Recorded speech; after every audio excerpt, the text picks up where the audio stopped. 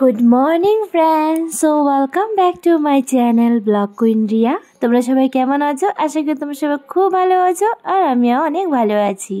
তো আবারও নতুন একটা সুন্দর ব্লগ নিয়ে চলে আসলাম তোমাদের জন্য।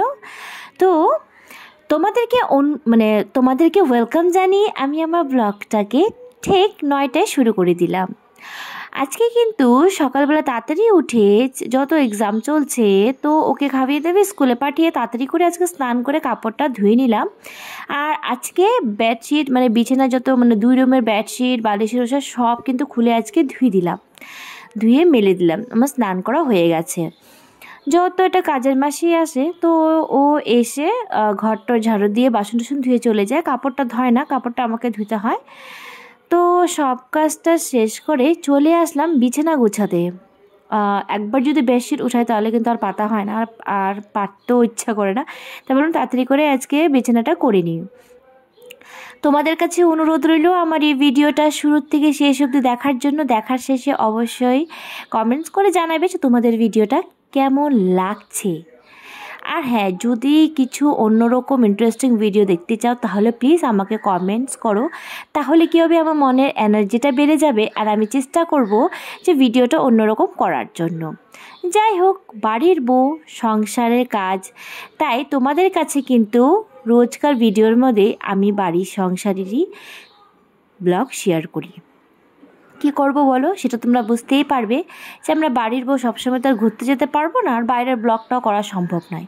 তা আমাদের পক্ষে আলাদা আলাদা চ্যানেল বানানো একদমই সম্ভব নয়। কেন কি, ট্রাভেল যেরকম হয় না, প্রত্যেকটা ট্রাভেলিং ব্লগ, ফুড ব্লগ, তো ট্রাভেলিং তো সবসময় করা যায় না। ফুড ব্লগ একই আমাদের ঘরে, মনে করো এখন যত রান্না করতে আমি এখন পুরাই ভালোবাসি, তাই অনেক আলাদা আলাদা রকমের রান্না করি, যেটা তোমরাও পেয়ে যাও, শেয়ার করি তোমাদের সাথে। তো ঘরে যা এই যে তোমাদের সাথে যে আমি রোজ এভরিডে ব্লগটা শেয়ার করছি, সেটা কিন্তু আমার অনেক ভালো লাগছে। তোমাদের কেমন লাগছে সেটা আমি জানি না। তোমরা যদি কমেন্টস না করো তাহলে আমি কি করে জানবো যে তোমাদের ভিডিওটা কেমন লাগছে। তো আজকের দিনটা হচ্ছে মঙ্গলবার, তাই সকালবেলা উঠে সব কাজকর্ম সেরে নিলাম। আর আজকে জানো কত তাড়াতাড়ি করে যে আমি কিভাবে ঘরের কাজ করে, কাপড় টাপড় কেচে আর রান্নাবান্না করে যে আমি কি করে এই 2-3 ঘন্টার মধ্যে যে কাজ শেষ করলাম, সেটা জাস্ট বলে বোঝাতে পারবো না। অ্যাকচুয়ালি কাজে কিন্তু স্পিড থাকাটা খুবই দরকার। যারা কাজে চতুর তাদের কিন্তু কাজ করতে অসুবিধা হয় না, তাই না? যেহেতু আমার শাশুড়ি মা চলে আসছে, তো আমার শাশুড়ি মা বলেছে রান্না করতে, তা আমি তো রান্না করতে ভালোবাসি। কিন্তু হ্যাঁ, রান্না যদি তাড়াতাড়ি করি তাহলে ভালো লাগে। অনেক সময় কী হয়, আমাদের বাড়িতে শাশুড়ি রান্না করলে 12টায় বাজার আসে, তারপর রান্না বসানো হয়। তার তুমি ভাবো কতটা লেট হয়ে যায়। আমি বলে দিয়েছি, আমি যখন রান্না করব আমাকে কিন্তু 10টা-11টার মধ্যেই কিন্তু আমাকে বাজারটা এনে দেবে, আমি তখন রান্নাটা ঠিক বসিয়ে দেব। আর আমার একটা অভ্যাস জানো কি, রান্না করতে করতে পরিষ্কার করাই, গ্যাস মোছা, এটা মোছা, তারপরে এই নিচের ফ্লোরটা মোছা। তো আমি কি করলাম, সম্পূর্ণ যে বাসি নোংরা যে বাসনগুলি ছিল সেগুলো আমি একটা গামলাতে রেখে দিয়েছি। বিকালে এসে ঘর মুছে বাসন দিয়ে চলে যাবে।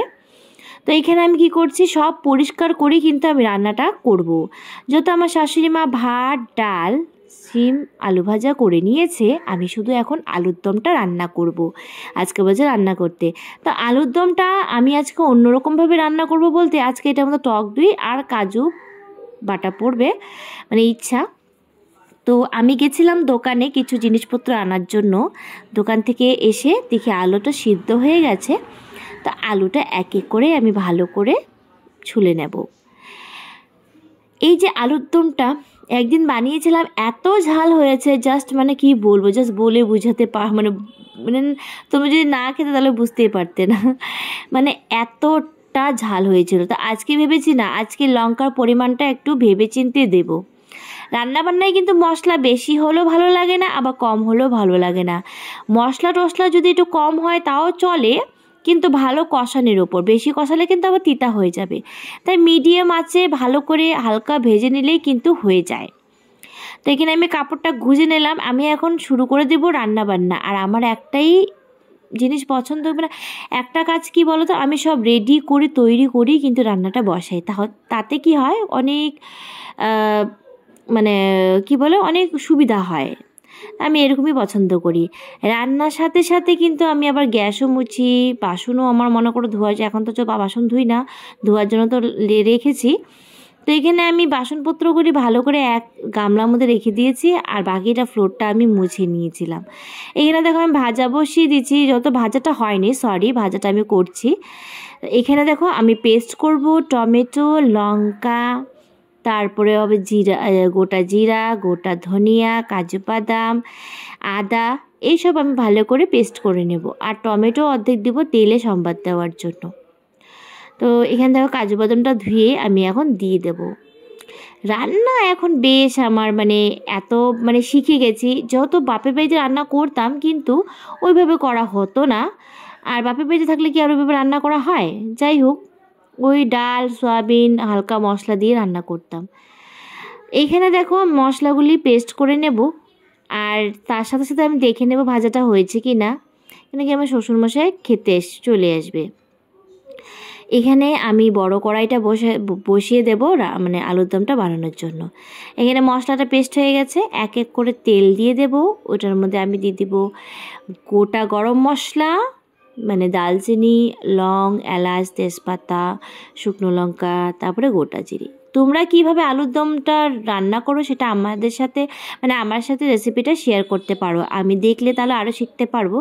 আলুর দমটা না আমার আরেকদিন বানানোর ইচ্ছা অন্যরকমভাবে, সেটা অবশ্যই তোমাদের সাথে শেয়ার করব। তো এখানে দেখো আমি সব কিছু ফোড়ন দিয়ে দিয়েছি, আর যখন এটা একটু গন্ধটা বেরিয়ে আসবে না, তখন মশলাটা দিয়ে দেবো কষানোর জন্য।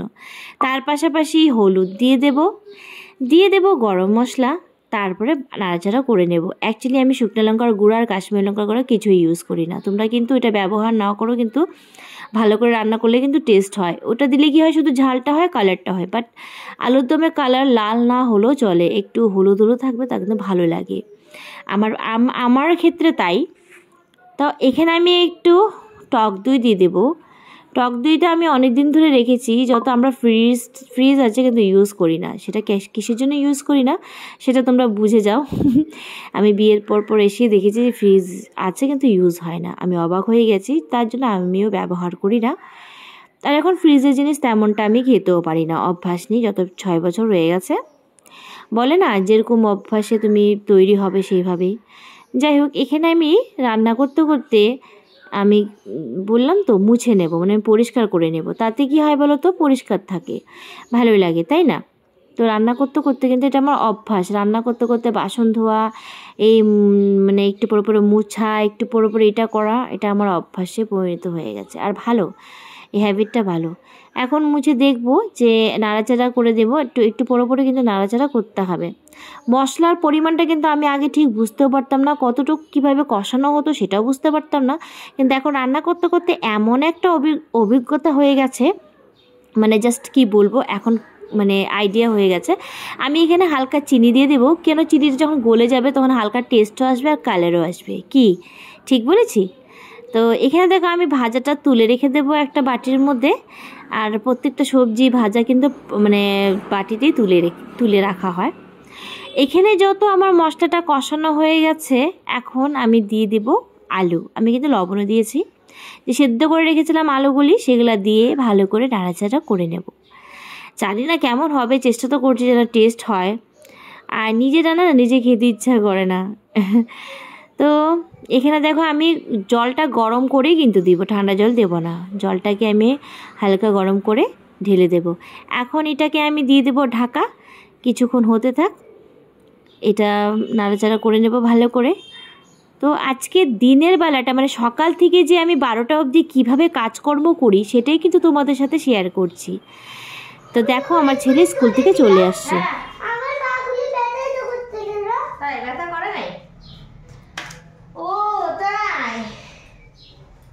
গুবলুর কালকে লাস্ট এক্সাম। তাহলে আমি কি করব? তারপরে কই যাব? মামার বাড়ি। আমি মামার বাড়িটা। বলো তোমরা যাবা?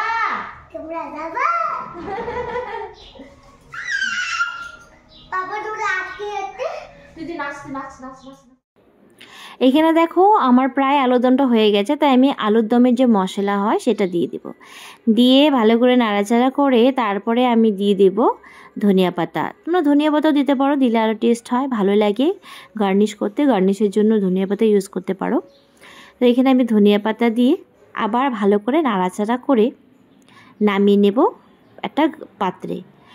মানে আলুর দমটা অনেক রকমভাবে বানানো যায়, তাই না? আমি আমার ইচ্ছা আছে আমি আরেকবার করে অন্যরকমভাবে বানাবো। তো এইখানে দেখো আমি দিয়ে দিলাম, এখন নাড়াচাড়া করে অলমোস্ট আমার আলুর দম কমপ্লিট। তা আমি এখন একটা গামলার মধ্যে নামিয়ে নেব। আর দেখো পুরো কাচাকুচি করে কিন্তু নামাতে হয়, আমার শাশুড়ি মা শিখেছে। হ্যাঁ, এতগুলি মশলা রয়ে গেছে, সেগুলোকে তুমি যদি কাচিয়ে না রাখো ওটা তো নষ্ট হবে। তাই একদম কেচে কুচে একবারে দিয়ে দেবো তরকারির মধ্যে। তাহলে কী হবে, টেস্টটা আরও বেড়ে যায়। কোনো জিনিস ফেলবে না। একদম কড়াইটাকে দেখো কেচে কুচে একবারে পরিষ্কার করে দেবো। এটা আমি শিখেছি আমার শাশুড়ি মার থেকে।